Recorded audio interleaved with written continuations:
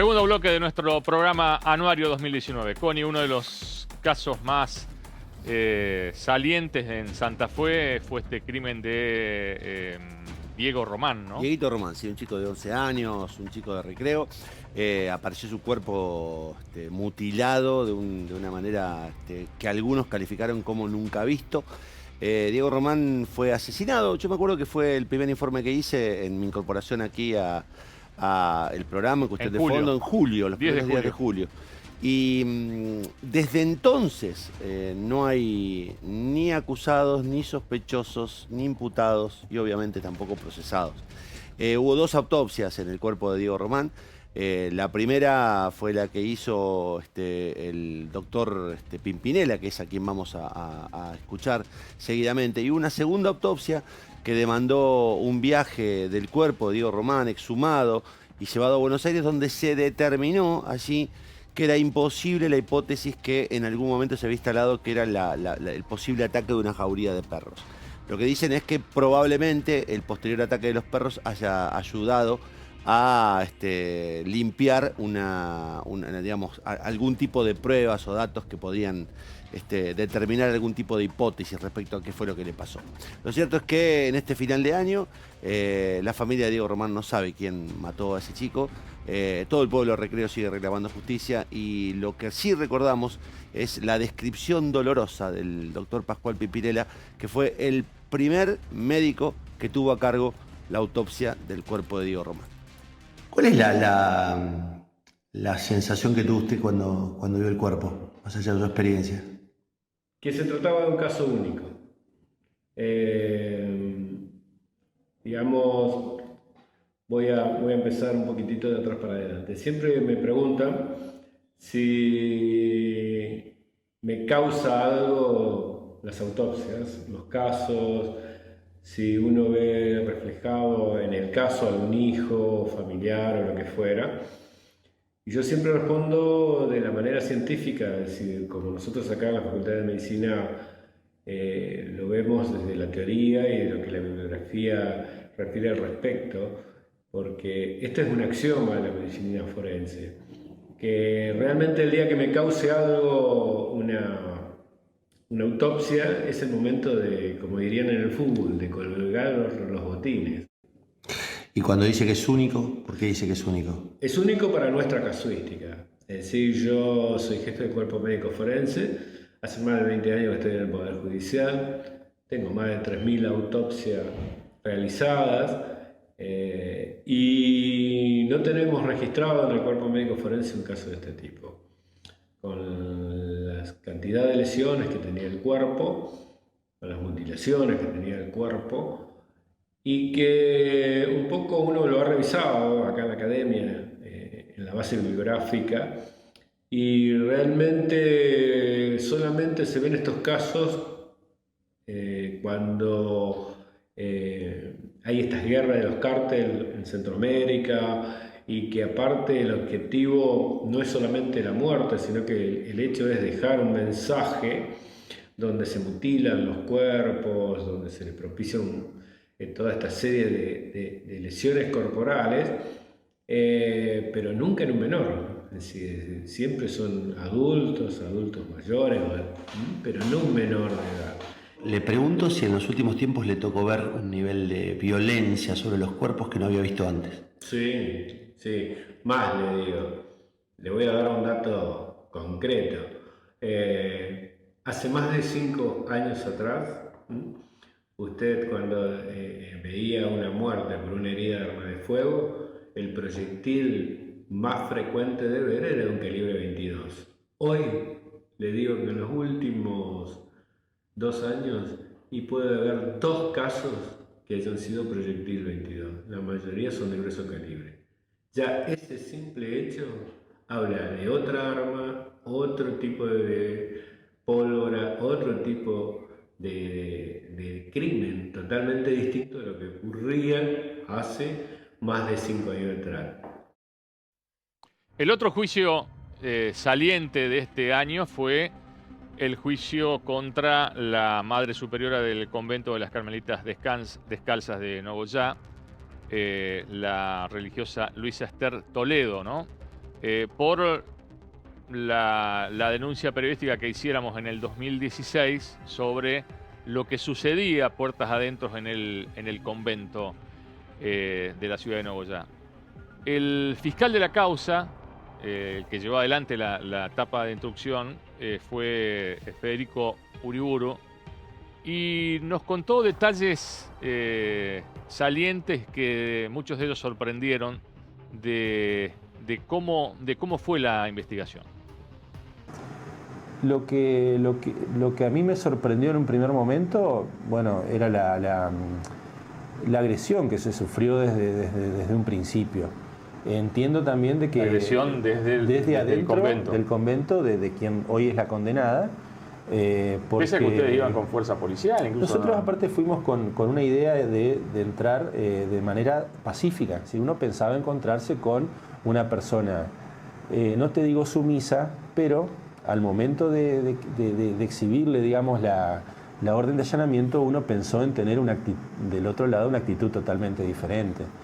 Y bueno, luego de eso vinieron una serie un montón de agresiones, digamos, de parte de ellas, principalmente de la priora, la condenada, y las terceras, que son las 2 o 3 que están al lado de ella, digamos, como colaboradoras directas, ¿no es cierto? A medida que iba pasando el allanamiento, se veía un nivel, digamos, también de estrés por parte del funcionario policial, que me decía: jamás pensamos en ver esto en mi vida. Y la próxima, así te lo digo, digamos, coloquialmente, nos decían: preferimos allanar 10 lugares por narco antes que volver a entrar acá, y porque fueron 4 horas de hostigamiento permanente. Es decir, al momento incluso de querer leer el acta de allanamiento, el funcionario quería dar lectura al acta y empezaban a cantar por orden de la superiora. A mí personalmente, cuando se secuestraron los látigos, que habremos estado para que digamos, entiendan qué es lo que buscábamos, 1 hora sin que nos digan, porque le decíamos: estamos buscando esto y esto. Entonces no, nos daban vueltas, nos decían cosas, nos decían de todo, nos hablaban de lo mal que estamos procediendo, del castigo que íbamos a tener. Y cuando logramos, digamos, que una de las terceras diga: bueno, si tanto quieren los látigos, ya se los traigo. Y hizo una vueltita por una de los pasillos que tienen, es un lugar muy grande adentro, y volvió con unos manojos así de látigos, ¿no es cierto? De los cuales uno los agarró para mirar de qué se trataban y a la vez corroborar lo que había salido en la información. Y ahí la priora me dice: llévate uno a tu casa, me dice, así te castigás un rato. ¿Y la priora reconoció algo de todo lo que se le denunciaba? Ella lo que hizo en la declaración de ella fue, en definitiva, decir que lo único que hacía era comportarse conforme lo mandaban las reglas a las cuales ella estaba sometida. Esa elaboración que te digo de la imputación, del hecho a imputarle, justamente lo que se trabajó fue que ella actuaba en exceso o por fuera de las reglas y constituciones, justamente inventando reglas de ella y mandando a las que estaban bajo su jerarquía a golpearse más allá de lo debido, más fuerte de lo debido, a encerrarse por hasta 3 días o un tiempo que incluso las mismas víctimas no supieron calcular, porque se las dejaba dentro de una habitación que se llaman celdas, que es donde ellas viven, más o menos de 2 por 3 metros de dimensión, y solamente con un rosario y una constitución, y obviamente la disciplina y el cilicio. Entonces ahí ellas perdían la noción del tiempo, porque se les cerraba la ventana y no tenían entrada de luz solar, que incluso fue una de las situaciones que la falta de luz solar también fue detectada por médicos, en el sentido de las vitaminas que le estaban faltando. Escobar Gaviria era el confesor también del convento, que esa es otra de las circunstancias que uno ve como dentro de lo que es la perversión que se manejaba, con la que se manejaban, y a su vez también hoy 2 personas condenadas, cada una por un delito distinto, pero con cierto nivel de agresividad y de vulnerabilidad, ¿no es cierto?, en contra de la integridad del otro, es el hecho de que Escobar Gaviria revelaba el secreto, es decir, violaba el secreto de confesión. Con ella se iban a confesar las hermanas y cuando le hablaban algo de la Madre Superiora, él iba y les contaba. Entonces la Madre Superiora, luego de confesarse, las mandaba a castigarse. El transfemicidio de la Loba volvió a exponer la situación que atraviesa el colectivo Traba Trans de Paraná. Y Ayelén hizo un excelente informe en esa jornada, ¿no? Así es, fue el 24 de julio nuestro informe, pocos días después del transfemicidio que sacudió a la ciudad de Paraná. Lucía Mancilla aparecía muerta en su casa, era conocida como La Loba, y nosotros pudimos dialogar con sus amigas, con quienes la conocían, y nos adentramos en esta realidad del colectivo Traba Trans y en la realidad de la vida cotidiana, del día a día, que es una vida cruzada por la marginalidad y por la discriminación. Estos son los testimonios que logramos con las amigas de Lucía Mancilla La Loba, transfemicidio que continúa sin resolverse. Dentro de la comunidad tenés las que están más expuestas, las que tratan de no ser tan visibles. Tenés diferentes, también podemos decir que tenés las que tienen un poquito más, las que somos, las que están más pobres, o sea, tenés de todo un poco, puedes encontrar dentro de la comunidad. También se puede decir que no hay consolidada una unión por eso mismo, por la diferencia de clases que tenemos las compañeras. Muchas veces a raíz de eso también trae otras consecuencias, trae como conflictos entre la comunidad misma también, que por ahí es algo feo, pero real, que existe acá y en todos lados. Luego el hacha se puso a golpear, verse caer. Vivimos en una sociedad discriminadora, racista, más allá de que muchas veces dentro del colectivo tomamos esos insultos como para reivindicarnos también, como el puto y todas esas cuestiones que siempre se usó como para denigrarnos. Nosotras por ahí lo tomamos de un lado como para decir, bueno, sí, acá estamos, somos los putos, pero o sea, como reivindicándonos. Pero también tenemos una discriminación que es cotidiana y sobrenaturalizada de nuestras personas, porque, o sea, porque nos acostumbramos a vivir discriminadas y por ahí no nos damos cuenta de que hay cosas que nos afectan más de lo que nosotras creemos, porque tampoco lo tenemos tan asumido. Y yo creo que esta sociedad sigue muy cerrada y sigue como queriendo meterse en nuestra sexualidad constantemente. O sea, porque si vamos a un negocio con una casa, ya vamos a buscar macho, a buscar pija. Si vamos a cualquier lado que nos ponemos un short o cosas, todo el tiempo, más allá de que me pasó particularmente 2 o 3 veces de que he ido a subir al colectivo de minifalda y no me han dejado subir. Con el cuero asombrado me ronco el... La policía es una familia muy grande, que, o sea, que dentro de todo tampoco podemos englobar a todos, porque no son todos lo mismo, o sea, conlleva de que por ahí tenemos una guardia la guardia de hoy pasa y nos saluda y nos pregunta cómo estamos, si no viene otra compañera que te pregunta qué le pasa, aquella que no la he visto, sí, sin embargo al otro día vienen otros que son unos hijos de puta, que si te pueden cagar a palo, te cagan a palo, y si te empiezan a molestar que no podés trabajar ahí, que no podés hacer eso, o sea, también todo esto tiene una problemática bastante amplia y que hay que darle un tiempo y una dimensión a todo esto, porque si no, o sea, seguimos englobando lo mismo. Y es lo mismo que nos hacen con nosotras, no, porque si la otra la veo bien, que trabajó en el teatro, no, si la otra la vi bien, no, pero nosotras no somos toda una, o sea, cada una tiene una diferencia y a todas nos atraviesa las necesidades por diferentes, ¿sí? No me asusta la muerte ritual, solo dormir. No te dan un trabajo. No te dan un trabajo y te cierran las puertas en todos lados. Puedes tener estudios, todo lo que sea, te cierran las puertas. Vas a llevar el currículum y está todo bien, te dicen sí, está todo bien, te vamos a llamar. Te miran con una después, cara. Chao. Fuiste. Como que la prostitución para la comunidad trans es la única salida laboral yo siempre digo lo mismo en casi todas las entrevistas y en todas las notas que me han hecho, que es la única salida, es la única entrada económica que tiene una para poder subsistir.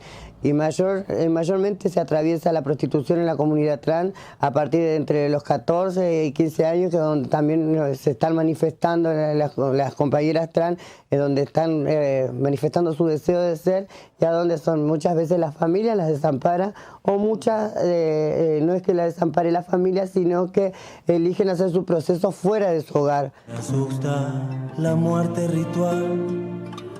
Solo dormir. Mi sueño es, capaz que es una utopía, pero sueño que nos reconozca como personas, solamente eso, sin rótulos.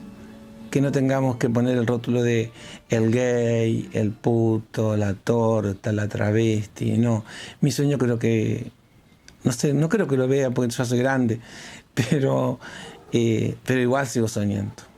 Igual sigo soñando con eso, de que seamos reconocidos como personas y que después te fijes en el resto, que en realidad es nada, el resto es nada. Primero persona, después sí soy. Con el cuero asombrado me iré ronco al gritar. Allá por los primeros días de septiembre, Luciano Garro puso al aire una investigación que llevaba varios meses de trabajo, de consultas con diferentes fuentes, sobre lo que, cómo se producía este ingreso ilegal de ciudadanos chinos a Entre Ríos, ¿no? Esto incluso derivó en una causa judicial, Luciano, ¿no? Sí, así es. Recordemos que empezó en aquel contrabando que se detectó en Gualeguaychú, donde se cruzó 2 camiones completos de mercadería en lancha. A partir de ahí ya veníamos siguiendo las investigaciones de cómo era el trayecto de los ciudadanos chinos que salían de Fujian, una de las provincias que tiene China, y llegaban hasta Gualeguaychú. Todo ese cruce lo pudimos contar y delinear, incluso saber algunos detalles más, como por ejemplo los costos que tenía el cruce de un ciudadano chino desde China hasta Argentina, que era de $10.000, y el costo que tenía el cruce en lancha desde Fray Bentos a Gualeguaychú, que era de $2.000. Bien, a raíz de esta investigación que hicimos en Cuestión de Fondo, surgieron diferentes aristas. Una de ellas principalmente tuvo mucho más repercusión en la República Oriental del Uruguay, donde la propia Interpol, que es un estamento internacional, comenzó a hacer una investigación. En el Juzgado Federal de Concepción del Uruguay también se abrió una investigación, pero unos días después, unos meses después que hicimos este informe, apareció en la frontera del lado argentino, por ejemplo, un grupo de 10 ciudadanos chinos que fueron encontrados cruzando un campo, caminando, que corroboraban todo el relato que habíamos hecho desde la ruta que hacen los ciudadanos orientales para llegar e ingresar ilegalmente a Argentina, que lo contamos acá. Desde Cuestión de Fondo investigamos el contrabando en el río Uruguay, en el sur de la provincia de Entre Ríos. Esta vez no nos centramos en el cruce ilegal de productos tecnológicos o droga, sino que el foco estuvo en el paso ilegal de ciudadanos chinos que ingresan por agua a nuestro país, que tiene metodologías y actores similares a las del contrabando. Luego de recorrer la zona y recabar datos de no menos de 20 fuentes diferentes, entre ellas lancheros, integrantes de fuerzas de seguridad y referentes de organismos oficiales como Migraciones, Embajada y Aduana, logramos marcar al menos 2 de las rutas utilizadas con frecuencia para la llegada ilícita de los ciudadanos orientales a Argentina. Una vez más, el escenario es el río Uruguay, en un trayecto de no más de 25 kilómetros de extensión que goza de un bajo nivel de control de Prefectura Naval Argentina. Al igual que en el contrabando, la costa argentina elegida para desembarcar se ubica entre la pesquería de Gali, a pocos metros del balneario Ñandú-Baizal, en Gualeguaychú, hasta la desembocadura del Ñancay, sobre el río Uruguay, en una franja que hay al menos 3 puntos de desembarcos en que las lanchas eligen para desembarcar porque tiene una rápida y accesible vía de escape terrestre a la ciudad de Gualeguaychú o a la autovía 14 o a la localidad de Ceibas. En la costa de enfrente, es decir, del lado uruguayo, el embarque es preferentemente el balneario de Las Cañas. lugar en el que, según pudo confirmar una de las fuentes consultadas, las personas que hacen la logística de todo el paso de los ciudadanos chinos tienen una vivienda en la que se refugian hasta que las condiciones estén apropiadas y aceitadas para lograr el cruce en lancha hasta Argentina y el vehículo que los lleve luego a destino. Desde el balneario Las Cañas hasta las pesquerías en costas argentinas hay alrededor de 10 o 15 minutos en lancha o unos 30 minutos si desembarcan en la zona del Ñancay, que luego por vía terrestre llegan rápidamente a la autovía 14 o a Ceibas. La otra costa uruguaya elegida es La Concordia, una ciudad balnearia del departamento Soriano, ubicado frente a la desembocadura del Ñancay y con cómodos espacios para bajadas de lanchas, y un dato no menor, que está a solo 10 minutos por agua de Argentina. Con el relato de las diferentes fuentes, desde este programa, logramos armar 2 de los trayectos que harían los ciudadanos chinos hasta su desembarco ilegal en Argentina. En su mayoría, los que realizan esta travesía son originarios de Fujian, que es una de las 9 provincias de China. Uno de los circuitos de viaje estimado es que llegan en avión hasta Brasil, cruzan la frontera al Uruguay por Tui, que tranquilamente se puede hacer caminando, de ahí son trasladados hasta una vivienda en el balneario de Las Cañas y cruzan en lancha hasta la zona de la pesquería Gali. Una vez allí, suelen llegar a Gualeguaychú para quedarse o trasladarse a otras ciudades, o también otras veces permanecen unos días en un viejo casco de una estancia conocida de la zona, en la que permanecen hasta que las condiciones para el traslado estén dadas. El otro de los circuitos parte también de Fujian y llega en barco hasta el puerto de Montevideo, donde luego son trasladados hasta la localidad de La Concordia, de ahí en lancha hasta Ñancay para desembarcar en los arroyos internos en la autovía 14 o en Ceibas, con destino luego a la provincia de Buenos Aires. Claramente, todo este circuito que hacen los orientales desde China hasta Argentina tiene respaldo y logística local. Y el costo total de un ciudadano chino que sale desde Fujian hasta llegar a Gualeguaychú es estimado en $10.000, que se van pagando a medida que van cruzando las diferentes fronteras. Por ejemplo, según nos relató uno de los lancheros que ha participado de los viajes, el cruce Uruguay hasta Argentina vale entre $1.500 y $2.000 por persona. Se realiza en horarios nocturnos y es abonado cuando la lancha toca costa argentina. Las embarcaciones que hacen este tipo de transporte y que generalmente contrabandean otro tipo de artículos son tracker, que cargan hasta 2.000 kilos, igual que la de cualquier pescador, e incluso suelen llevar también elementos de pesca.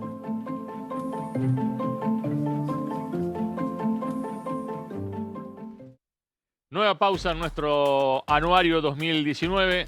Ya volvemos.